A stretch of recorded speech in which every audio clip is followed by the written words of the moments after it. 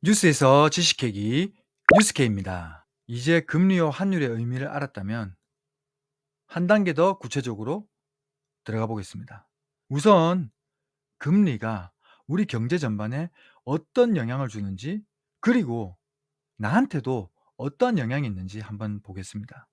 소비와 투자 분야에서는 그 샤워기 아까 수도꼭지 효과 기억나시죠? 금리가 낮으면 대출이 쉬워지고 이자 부담이 줄어서 우리 소비와 투자가 늘어납니다.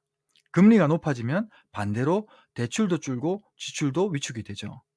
이 금리에 따라서 우리가 가지고 있는 예금, 주식, 부동산과 같은 자산에도 영향을 미치게 됩니다.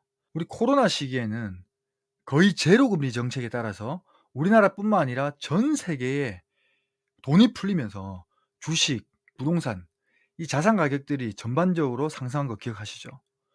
금리가 낮을 때는 시중에 돈이 싸게 막 풀리다 보니까 은행에 예금하는 것보다 주식이나 부동산 같은 자산에 그 돈을 싸게 빌려서 투자하는 사람이 많아져서 자산 가격이 상승하기 쉽고, 반대로 금리가 높아지면 안전자산, 예를 들어서 예금, 적금 등의 인기가 높아지면서 뭐 주식이나 부동산에 있던 자금들이 안전자산으로 흘러들어가면서 이런 자산 시장들이 타격을 받게 되는 거죠.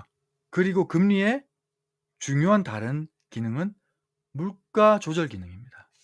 금리 인상은 소비를 줄여서 인플레이션, 즉 물가 상승을 잡는 데 효과가 있습니다. 코로나 이후에 물가를 잡기 위해서 한국은행에서 기준금리를 꾸준히 올렸던 이유가 바로 여기 있습니다. 이렇게 금리는 소비자, 기업, 투자자 모두의 결정에 영향을 주는 아주 강력한 수단이 되는 겁니다. 그러면 이번에는 환율이 어떻게 경제에 영향을 주는지 한번 살펴볼게요. 앞에서 설명드린 그 바로 무역 경쟁력입니다. 환율이 오르면, 즉 원화가 약세가 되면 수출이 유리해지고 수입은 불리해지죠. 반대로 원화 강세일 때는 수입이 유리하지만 수출은 타격을 받습니다. 기억하시죠? 그리고 환율 또한 소비자 물가에 영향을 주게 됩니다. 우리가 해외에서 수입하는 원자재나 제품 가격은 환율에 따라서 결정이 되죠. 환율이 오르면 수입품 가격이 올라서 우리 국내 물가에도 상승 압박이 가해집니다. 또 다른 영향 요소는 외국인의 국내 투자에도 영향을 줍니다. 외국인 입장에서는 어쨌든 달러로 이제 투자를 하게 되는데, 내가 투자하려고 하는 나라가 환율 변동이 막 심한 거예요. 환율 변동이 막 심하다 보면 이게 예측하기가 어렵기 때문에 그런 환율 차이로 인한 손해, 즉 환차손이 있을 수 있어서 투자하기가 망설여지는 나라가 될 수도 있습니다. 자, 여기까지 보면 금리는 주로 우리나라 안의 경제 활동이나 물가에 직접적인 영향을 주고, 환율은 무역이라든지 해외 돈의 흐름 쪽에 더 연관이 깊은 것 같죠. 금리는 국내용, 환율은 해외용. 그런데 금리와 환율, 이 둘은 서로 엄청 긴밀하게 연결되어 있다는 점을 아시나요? 자, 금리와 환율의 연결고리를 한번 알아볼게요. 예를 들어서 미국의 중앙은행, 즉 연방준비제도, 연준이라고 하죠. 연준이 달러 금리를 큰 폭으로 올리면 어떻게 될까요? 달러 금리를 올려서 이자를 더 준다고 하니까 아무래도 국제 자금이 미국 쪽으로 돈이 몰리지 않을까요? 그럼 투자자들이 원화 같은 그 다른 나라의 돈을 팔아서 달러를 사려는 움직임이 강해지니까 이 수요와 공급의 원칙에 따라서 달러를 사려고 하는 사람이 많으니 달러의 가치는 오르고 자연스럽게 원화의 가치는 상대적으로 떨어지기 쉽겠죠. 이게 바로 원화 약세고요. 바로 미국의 금리 인상이 우리나라 환율에 영향을 주게 되는 겁니다. 그래서 원화 가치가 떨어지면 아까 말씀드린 것처럼 수입품의 가격이 올라서 국내 물가 상승 압력으로 작용을 하게 되고, 그러면 어떻게 돼요? 또 우리나라 중앙은행인 한국은행 입장에서는 고민이 또 깊어질 수밖에 없죠.